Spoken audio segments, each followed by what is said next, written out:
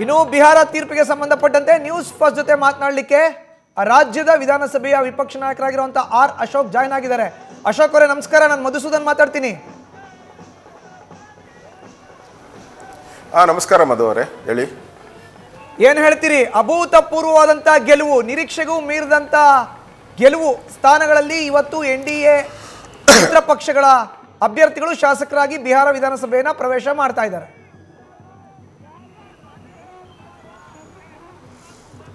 ಇದು ಒಂಥರ ಡಬಲ್ ಖುಷಿ ಕೊಡುವಂಥ ಒಂದು ಸಂದರ್ಭ. ಯಾಕೆಂದರೆ ಇಡೀ ದೇಶದ ಜನ ನೋಡ್ತಾ ಇದ್ರು ಬಿಹಾರದ ಎಲೆಕ್ಷನ್ ಏನಾಗುತ್ತೆ ಅಂತೇಳಿ. ಮತ್ತು ಈ ಲಲ್ಲು ಪ್ರಸಾದ್ ಯಾದವ್ ಕುಟುಂಬ ಮತ್ತು ರಾಹುಲ್ ಗಾಂಧಿ ಕುಟುಂಬ ಏನೋ ಮ್ಯಾಜಿಕ್ ಮಾಡಿಬಿಡ್ತೀನಿ ಅಂತೇಳಿ ಭಾಳ ಒಂದು 6 ತಿಂಗಳಿಂದನೂ ಕೂಡ ದೊಡ್ಡ ಒಂದು ಹಂಗಾಮನೇ ಮಾಡಿಬಿಟ್ಟಿದ್ರು. ಆದರೆ ಇವತ್ತು ಅವರೊಂಥರ ಟುಸ್ ಪಟಾಕಿ ಥರ ಏನು ಅದು ಆಗಲೇ ಇಲ್ಲ. ಸ್ವತಃ ಲಾಲು ಪ್ರಸಾದ್ ಮಕ್ಕಳು ಕೂಡ ಹಿನ್ನಡೆ, ಕೆಲವು ಸುತ್ತುಗಳಲ್ಲಿ ಹಿನ್ನಡೆಯನ್ನು ಅನುಭವಿಸ್ತಾ ಇರೋದು ನಾವು ನೋಡ್ತಾ ಇದ್ದೀರಿ. ಅಂದರೆ ದೇಶ ಜನ ಮೋದಿ ಬೇಕು, ನಿತೀಶ್ ಕುಮಾರ್ ಬೇಕು, ಈ ವಂಶ ಪರಂಪರೆಯ ಆಡಳಿತ ಯಾವುದಿದೆ ಇವ್ರದ್ದು ಕಾಂಗ್ರೆಸ್ ಮತ್ತು ಲಲ್ಲು ಪ್ರಸಾದ್ ಯಾದವ್ ಕುಟುಂಬ ಏನಿದೆ ಇದನ್ನು ತಿರಸ್ಕಾರ ಮಾಡಿದ್ದಾರೆ. ಜಂಗಲ್ ರಾಜ್ಯ ಹೋಗಬೇಕು ಅಂತ ಜನ ತೀರ್ಪನ್ನು ಕೊಟ್ಟಿದ್ದಾರೆ. ಅದೇ ರೀತಿ ಮೋದಿಯವರ ದೇಶದ ಪ್ರಧಾನಿಯಾಗಿ ಮುಂದುವರಿಬೇಕು, ಸಮರ್ಥ ಪ್ರಧಾನಿ ಇದ್ದಾರೆ ಅನ್ನೋ ಒಂದು ಸಂದೇಶನೂ ಕೂಡ ಕೊಟ್ಟಿದ್ದಾರೆ. ಅಶೋಕ್ ಅವರೇ, ನಿಮ್ದೊಂದು ಟ್ವೀಟ್ ಗಮನಿಸ್ತಾ ಇದ್ವಿ ನಾವು.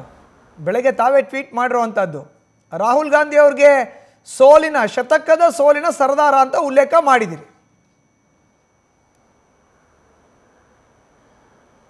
ಹೌದು, ಅವರು ಇದುವರೆಗೂ ಅವರ ನೇತೃತ್ವದಲ್ಲಿ ನಡೆದಂಥ ಎಲ್ಲ ಚುನಾವಣೆಗಳು 99% ಸೋತೋಗ್ಬಿಟ್ಟಿದ್ದಾರೆ.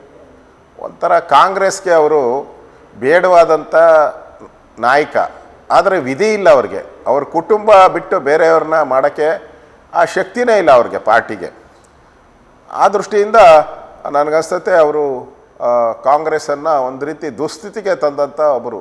ವಿರೋಧ ಪಕ್ಷವಾಗಿ ಪಾರ್ಲಿಮೆಂಟಲ್ಲಿ ಸರಿಯಾದಂಥ ಡಿಬೇಟ್ ಮಾಡ್ತಾ ಇಲ್ಲ, ಅವರ ಮಾತುಗಳಲ್ಲಿ ನೈಪುಣ್ಯತೆ ಇಲ್ಲ, ಅವ್ರ ಮಾತಲ್ಲಿ ಹಿಡಿತ ಇಲ್ಲ. ಸೈನಿಕರ ಬಗ್ಗೆ ಮಾತಾಡ್ತಾರೆ, ಪುಲ್ವಾಮಾ ದಾಳಿ ಬಗ್ಗೆ ಪ್ರಶ್ನೆ ಮಾಡ್ತಾರೆ, ಅಂದರೆ ವಿದೇಶಗಳಲ್ಲಿ ಹೋಗಿ ಭಾರತವನ್ನು ಬೈತಾರೆ. ಇದೆಲ್ಲನೂ ಕೂಡ ಜನ ಗಮನಿಸಿ ಅದಕ್ಕೆ ವಿರುದ್ಧವಾಗಂಥ ಓಟನ್ನು ಇವತ್ತು ಬಿಹಾರ ಜನ ಕೊಟ್ಟಿದ್ದಾರೆ. ತಾವು ರಾಜ್ಯದ ಅಪೋಸಿಷನ್ ಲೀಡರ್, ವಿಧಾನಸಭೆ ವಿಪಕ್ಷ ನಾಯಕರು, ವೋಟ್ ಚೋರಿ ಅನ್ನೋ ಸಬ್ಜೆಕ್ಟನ್ನ ನಮ್ಮ ರಾಜ್ಯವೂ ಸೇರಿದಂತೆ ಬಿಹಾರದಲ್ಲೂ ಕೂಡ ರಾಹುಲ್ ಗಾಂಧಿ ಅವರು ಉಲ್ಲೇಖ ಮಾಡಿದ್ರು ಚುನಾವಣಾ ಹೊಸ್ತಿನಲ್ಲಿ. ಇದು ಏನು ಪರಿಣಾಮ ಬೀರಿಲ್ಲ ಅಂತೀರಿ?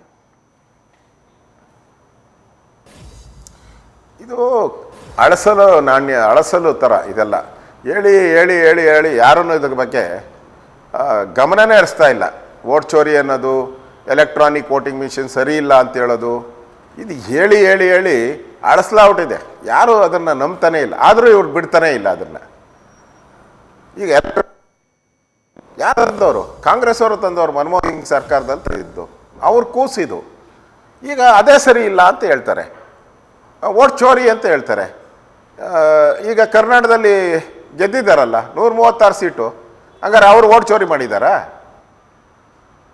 ಅಂದರೆ ಅವ್ರು ಗೆದ್ದಾಗ ವೋಟ್ ಚೋರಿ ಇರಲ್ಲ, BJP ಗೆದ್ದರೆ ವೋಟ್ ಚೋರಿ. ಇದು ಕಾಂಗ್ರೆಸ್ಸವರು ಇವತ್ತು ದೇಶದಲ್ಲಿ ನಿರ್ನಾಮ ಆಗ್ತಾ ಇದ್ದಾರೆ. ಬಿಹಾರ್ ಎಲೆಕ್ಷನ್ ಆದಮೇಲಂತೂ ಇನ್ನು ಮುಂದೆ ಬರೋವಂಥ ಎಲ್ಲ ಎಲೆಕ್ಷನ್ನು ಕಾಂಗ್ರೆಸ್ ಪಾರ್ಟಿ ನಿರ್ನಾಮ ಆಗೋಗ್ತೈತೆ. ಇನ್ನು ಉತ್ತರ ಪ್ರದೇಶ ಇರ್ಬೋದು, ವೆಸ್ಟ್ ಬೆಂಗಾಲ್ ಇರ್ಬೋದು, ತಮಿಳ್ನಾಡು ಇರ್ಬೋದು, 100% ಅಲ್ಲೂ ಕೂಡ BJP ಈ ಸರಿ ಸರ್ಕಾರವನ್ನು ಮಾಡುತ್ತೆ. ಅದಕ್ಕೆ ಮುಂಚೂಣಿಯಾಗಿ ಇವತ್ತು ಬಿಹಾರಲ್ಲಿ ದೊಡ್ಡ ಗೆಲುವನ್ನು ಬಿಹಾರದ ಜನತೆ ಕೊಟ್ಟಿದ್ದಾರೆ. ಅವರಿಗೆ ಅಭಿನಂದನೆಗಳು. ಈಗ ನಮ್ಮ ರಾಜ್ಯದಲ್ಲೂ ಕೂಡ ಮುಂದೆ 2.5 ವರ್ಷಕ್ಕೆ 2.25 ವರ್ಷಕ್ಕೆ ಸಾರ್ವತ್ರಿಕ ವಿಧಾನಸಭಾ ಕ್ಷೇತ್ರದ ಚುನಾವಣೆ ಬರೋದಿದೆ. ಅಶೋಕ್ ಅವರೇ, ತಾವು ಈ ಹಿಂದೆ ಸರ್ಕಾರವನ್ನು ಮಾಡಿದ್ರಿ, ಈಗ ಅಪೋಸಿಷನಲ್ಲಿ ಇದ್ದೀರಿ. ಈ ಬಿಹಾರ ರಾಜ್ಯದ ಚುನಾವಣೆಯ ಫಲಿತಾಂಶ ನಮ್ಮ ರಾಜ್ಯದ ಮೇಲೆ ಬೀರುವಂಥ ಪರಿಣಾಮಗಳು, ಸದ್ಯದ ರಾಜಕೀಯ ಸ್ಥಿತಿಗತಿಗಳು, ಕರ್ನಾಟಕದಲ್ಲಿ ಇರುವಂಥ ಕಾಂಗ್ರೆಸ್ ಸರ್ಕಾರ ಏನನ್ಸುತ್ತೆ ನಿಮಗೆ? ನೋಡಿ, ಕರ್ನಾಟಕದಲ್ಲಿ ಗ್ಯಾರಂಟಿ ಈ ಬಿಹಾರದ ರಿಸಲ್ಟ್ ಏನಿದೆ ಅದೇ ಥರ ನಾವು ಕೂಡ ಕರ್ನಾಟಕದಲ್ಲಿ BJP ಮತ್ತು JDS ಸ್ವೀಪ್ ಮಾಡ್ತೀರಿ. ಜನಕ್ಕೆ ಈ ಸರ್ಕಾರದ ಬಗ್ಗೆ, ಕಾಂಗ್ರೆಸ್ ಸರ್ಕಾರದ ಬಗ್ಗೆ ಭ್ರಮ ನಿರಸನ ಹೊಟ್ಟಿದೆ. ಅಭಿವೃದ್ಧಿ ಇಲ್ಲ, ಸಂಬಳ ಕೊಡೋಕ್ಕೆ ಕಾಸಿಲ್ಲ, ಮತ್ತು 60% ಕಮಿಷನ್ ವಸೂಲಿ, ಎಲ್ಲದು ಬಿಲ್ಡಿಂಗ್ ಕಟ್ಟಿದ್ರೆ 60%, ಏನೇ ಕಾಮಗಾರಿ ತೊಗೊಂಡ್ರೆ 60%. ಬ್ರ್ಯಾಂಡ್ ಔಟ್ ಅವರೇ. ಜನ ಇವ್ರನ್ನ ಯಾವಾಗ ತೊಲಗಿಸ್ಬೇಕು ಅಂತ ಕಾಯ್ತಾ ಇದ್ದಾರೆ. ಇವತ್ತು ಬಿಹಾರದಲ್ಲಿ ಆಗಿದೆಯಲ್ಲ, ಅದೇ ರಿಪಿಟೇಷನ್ ಕರ್ನಾಟಕದಲ್ಲೂ 100% ಆಗುತ್ತೆ. 170ಕ್ಕೂ ಹೆಚ್ಚು ಸ್ಥಾನಗಳನ್ನು ನಾವು BJP ಗೆಲ್ತೀರಿ ಇಲ್ಲಿ. ಈಗ ಕರ್ನಾಟಕದಲ್ಲಿ ನಾಯಕತ್ವ ಬದಲಾವಣೆ, DCM DK ಶಿವಕುಮಾರ್ CM ಸ್ಥಾನಕ್ಕೆ ಬರಬೇಕು ಅಂತ. ಈಗ ರಾಹುಲ್ ಗಾಂಧಿ ಅವರು ಈ ಫಲಿತಾಂಶ ನೋಡಿ ರಾಜ್ಯದ ಕಾಂಗ್ರೆಸ್ ನಾಯಕರು ಏನು ಹೇಳ್ಬೋದು ಅಂತ ಅನ್ಸುತ್ತೆ ನಿಮಗೆ? ಅಲ್ಲ, ಇವತ್ತು ಭಾಳ ಖುಷಿ ಇರೋಂಥ ಯಾರಾದರೂ ನಾಯಕರಿದ್ದರೆ ಅದು ಸಿದ್ದರಾಮಯ್ಯನವರು. ಭಾಳ ಖುಷಿ ಇವತ್ತು ಅವ್ರಿಗೆ, ಯಾಕಂದರೆ ಅವ್ರ ಸೀಟ್ ಭದ್ರ ಆಗ್ತಾ ಇದೆ. ಫೆವಿಕೋಲ್ ಹಾಕಿ ಅಂಟಿಸ್ಕೊಂಬಿಟ್ಟಿದ್ದಾರೆ ಇವತ್ತು ಅವ್ರ ರಿಸಲ್ಟ್ ಬಂದ ಮೇಲೆ. ಪಾಪ DK ಶಿವಕುಮಾರ್ ಅವ್ರಿಗೆ ಪಾಪ ಬಿಹಾರ್ ಎಲೆಕ್ಷನ್ ಗೆದ್ದಿದ್ದರೆ ಕಾಂಗ್ರೆಸ್ಸು, ಅವರು ನನಗೆ ಚಾಯ್ಸ್ ಐತೆ ಅಂತ ಪ್ರೆಸ್ ಮೀಟಲ್ಲಿ ಹೇಳಿದರು ಅವರು. ಈಗ ಸಿದ್ದರಾಮಯ್ಯನವರು ಒಂದು ರೀತಿ ಬಲಾಢ್ಯ ಆಗ್ತಾ ಇದ್ದಾರೆ, ರಾಹುಲ್ ಗಾಂಧಿ ವೀಕ್ ಆಗ್ತಾ ಇದ್ದಾರೆ. ಸೊ ರಾಹುಲ್ ಗಾಂಧಿ ವೀಕ್ ಆಗಿರೋ ರಾಹುಲ್ ಗಾಂಧಿನ ಸಿದ್ದರಾಮಯ್ಯ ಆಟೋಮೆಟಿಕಲ್ಲಿ ಆಡಿಸ್ತಾರೆ.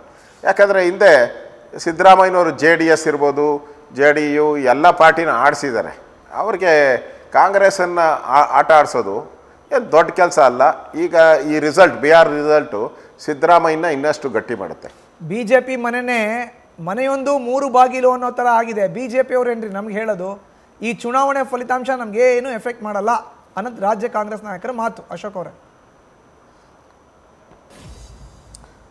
ಅವರು ಏನನ ಹೇಳಲಿ, ಬಿಹಾರದಲ್ಲೂ ಹಂಗೆ ಹೇಳಿದ್ರು, ನಿತೀಶ್ ಕುಮಾರ್ನ ಮುಖ್ಯಮಂತ್ರಿನೇ ಮಾಡಲ್ಲ ಅಂತ ಹೇಳಿದ್ರು, ಆದ್ರೆ ಜನ ಓಟ್ ಹಾಕಿದ್ರಲ್ಲ.